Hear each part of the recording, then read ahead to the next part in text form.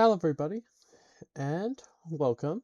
If you're new, welcome to the channel, and if you're a returning viewer, welcome back.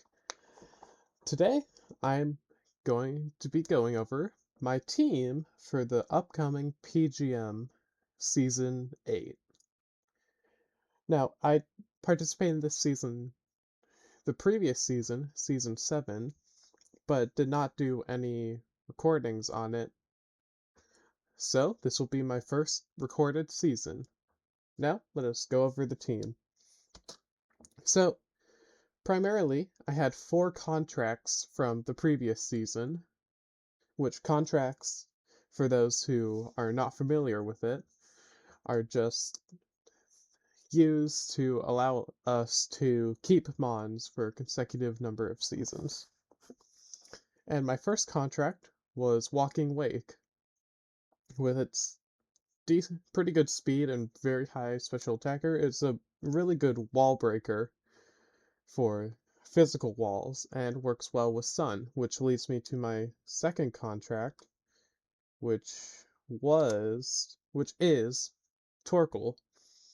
High defense and really good special and decent physical and special attack with a decent HP stat, and with Drought it can support Walking Wake, which is why it was contracted from last season. In addition, I also contracted Farigiraf to help with Torkoal's very poor speed stat, as it is regarded as, one of the best Trick Room centers in the game, other than, say, Indeedee Female or others like that. And with its high HP and decent defenses and pretty darn good special attack, it's a very good support mon. And I also contracted probably the best prankster mon there is in game, that is non-legendary Whimsicott.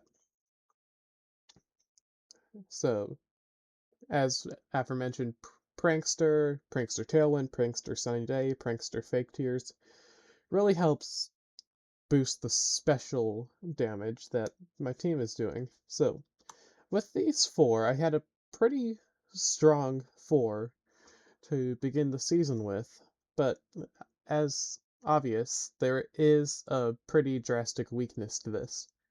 Special walls. I have no good physical attackers on this team, so that poses difficulties going into the draft. Going into the draft, I had the 7th round pick in the Kanto division, which we just split up the 9 regions between the 2 divisions of Kanto and Paldea. So with the 7th round pick in the Kanto division, for my first round, 7th pick, not 7th round, yeah. For my first round, I picked up Metagross, which is a really good physical attacker, and with its steel type, it helps being really good both offensively and defensively, and helps out supporting my core with those aforementioned special walls. I also picked up Mega Lopunny because it's fast and can hit hard, and is probably the best fake out user in the game due to the Scrappy ability, which allows it to hit the ghost types. For context, this league is both singles and doubles, so Lopunny helps with those ghost types that are going to be brought to doubles games, or even ghost Terras.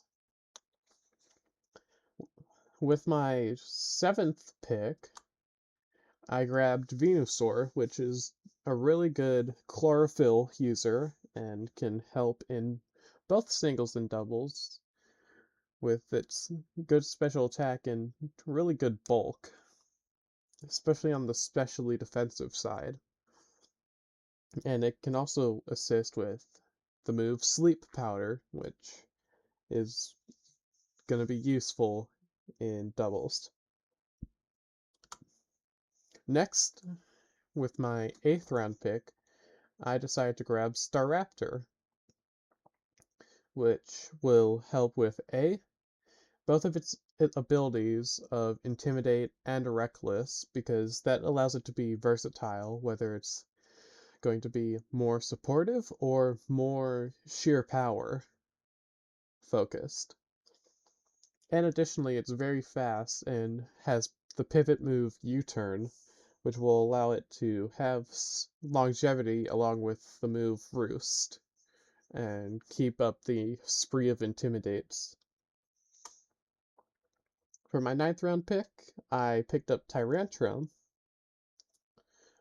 which is not the fastest or the bulkiest specially, but this allows me to deal with the ice types that I'm very weak to and the flying types that I'm weak to with my other mons. And with Rock Slide, it provides really good coverage with its really high 121 attack. For my 10th round pick, I went with Mega Gyarados for more of a singles presence due to the fact that this team is almost exclusively doubles focused. So with Mega Metagross as an option, it helps me boost my singles uh, roster and will help out with those single matches which are going to prove difficult to my team. With my 11th round pick, I grabbed Charizard, which is the iconic, one of the most iconic mons in the game, and really with ability Solar Power just allows for really powerful special attacks going into enemy mons. With my 12th round pick, sorry if I forgot how to count there for a second, I went with Bramblegast as aforementioned, Whimsicott, which can set up Tailwind, can help support Bramblegast, whose ability is Wind Rider, which will boost its attack and also double the speed. So Bramblegast can really assist with dealing big physical damage to opposing mons. With my 13th round pick, I went with Luxray, which just a very solid electric type to pick up late draft and assist with just dealing chip damage with Volt Switch and lowering opposing stats with the ability Intimidate. 14th round pick, I decided to go with the physical attacking Slitherwing, and this will really help build more of that physical presence, as a vast majority of my mons are very special. So having this mon here to help deal out massive physical damage will be quite useful. And for my 15th round pick, or my rookie round, which is the round where everyone is required to pick up a low base stat mon, I went with Murkrow as another prankster mon, able to also assist with Tailwind and Sunny Day.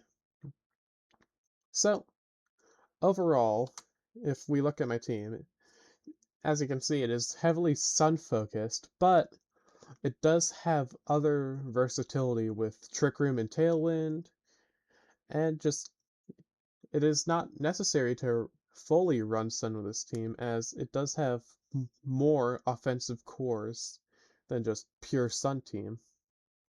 So, this is my team for Season 8 of Pokemon PGM.